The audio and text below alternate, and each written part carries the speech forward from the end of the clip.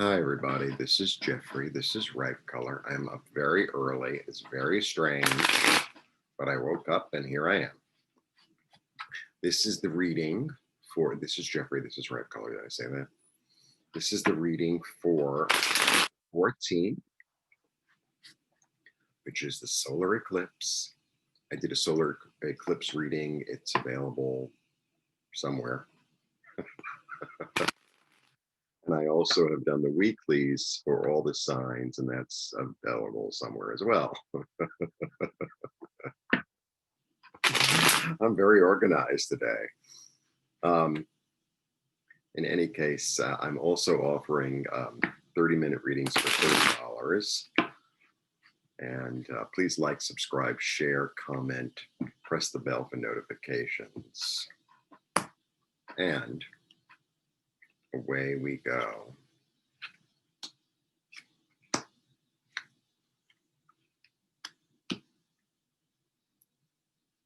One, two, three. Okay. We start with the Empress, and the Empress is lovely. The Empress is all about fertility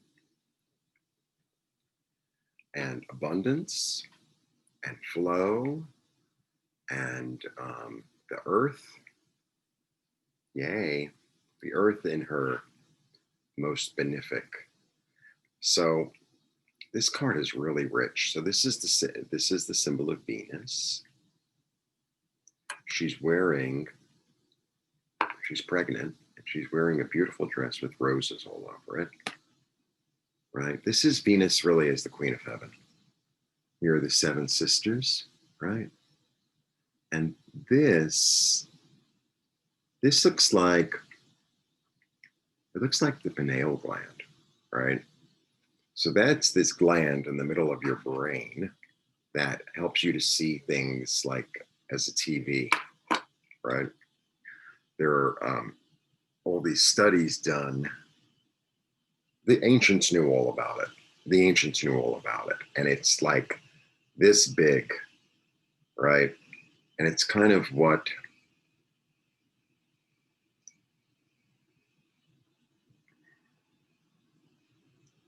attaches us to spirit visually, right? It's like your vision of heaven lies in this tiny little gland.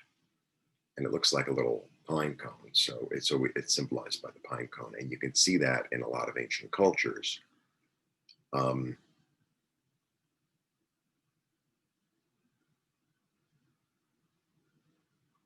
So I guess what I really want to say here is that, like abundance is really a state of mind.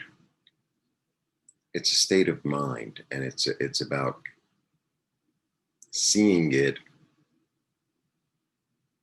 and feeling it, and then therefore being it.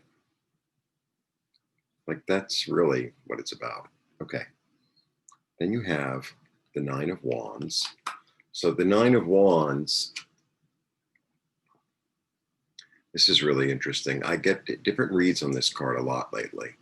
So, he's at this moment in the battle where he's a little beaten up, but he's still standing, and he kind of has a decision to make. And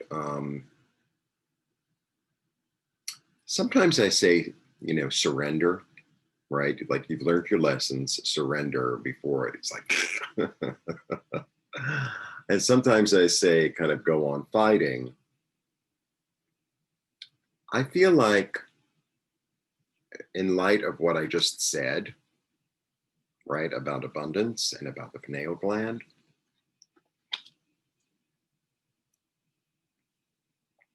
we can't have a better earth and a better future unless we see it. And we feel very overwhelmed, right, and kind of stuck and surrounded at this point in our evolution. And stand your ground, right? Stand your ground. Know that like help is coming.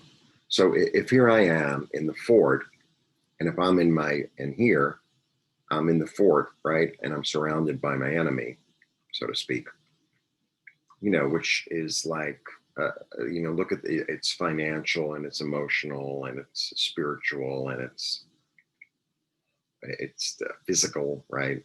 But people are dying, and people are frightened to like leave the house, blah blah blah blah blah. Stand your ground because the cavalry's coming of angels.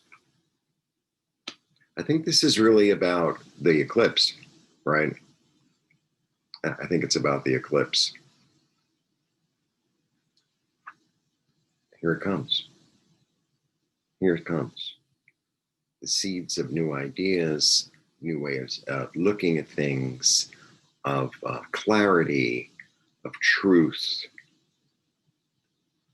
So, remember that poster they used to have, I guess in the 80s, and it would be that kitten hanging off of a limb, and it would like, and it says, "Hang in there, Friday's coming."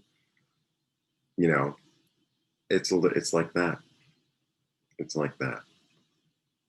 It's like that. Have faith and hope that it'll come when it comes, and that for most of us, it's going to be okay. It's going to be better than okay. It's going to be abundant. Because if you go into that place of the opposite, it's like what you think becomes your action, becomes the way you walk through the world. And then that's what you attract. If you keep on thinking everyone's out to get you, you're going to attract people who are out to get you. I know it's like, it's true. It's true. It's true. I have like the proof in my own life. I have the proof in my own life. So mind your thoughts, mind your feelings. And if you find yourself going down a road that's, dark and creepy and scary and negative and angry and blah, blah, blah, blah, blah, you got to fetch yourself up. You got to fetch yourself up and start thinking about something else. I don't know how to do that. Well, think of the opposite. Think of the opposite. Look around at the abundance that we do have. It's like, oh, well, abundance is a mansion. No, an abundance can be an apartment. Abundance could be a room in an apartment, right? Abundance doesn't mean you have to have caviar, but, enjoy your oatmeal or your tuna fish,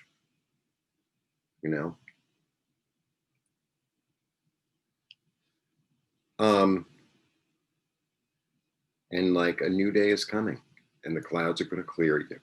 Excuse me. You can see how the clouds are, they're like, they're going through.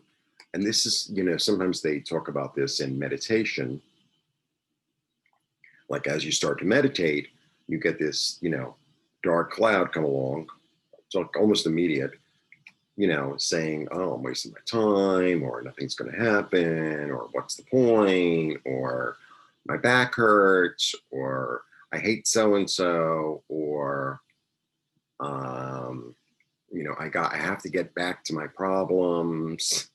Your problems will be there, don't worry. After you come out of the meditation, like if the sink was full of dishes before you started, the sink will be full of dishes after you finish the meditation. You can get to it then. You could just put it on the side, you just watch them go by. You watch them go by.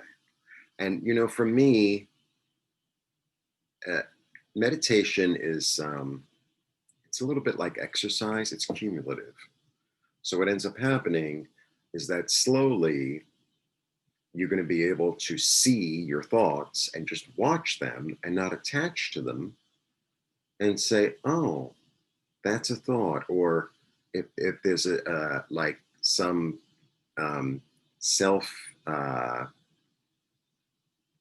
prophecy that you keep on telling yourself that's like not true or that's negative, and you're going to be able to see it and say, Oh, you'll pass.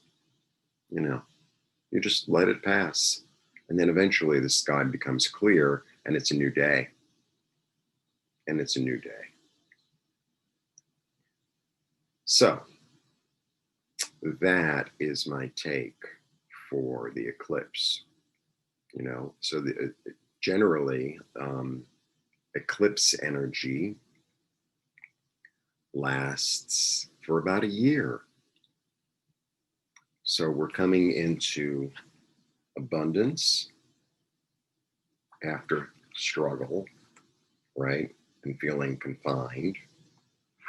And a new day is coming. A new day with new thoughts, with new clarity. So that is my take for today, as well as for the year that's coming up. And, we are actually moving into the age of Aquarius, believe it or not, on the 21st, which is the winter solstice. It's really like it's like the prelude to the big opening, right? Or maybe it is the big opening. I'm not really sure. Because Jupiter and Saturn are going to move into Aquarius. So it's the end of the cycle. And you could feel it happening already. Anyway, blessings to you. One-on-ones are available. All the information is below. Maybe that's why I'm wearing my yellow optimistic shirt. I had another yellow shirt that was like even brighter, but I think I got paint on it. Anyway, thanks for tuning in. And profound blessings, health, wealth, serenity to all of you.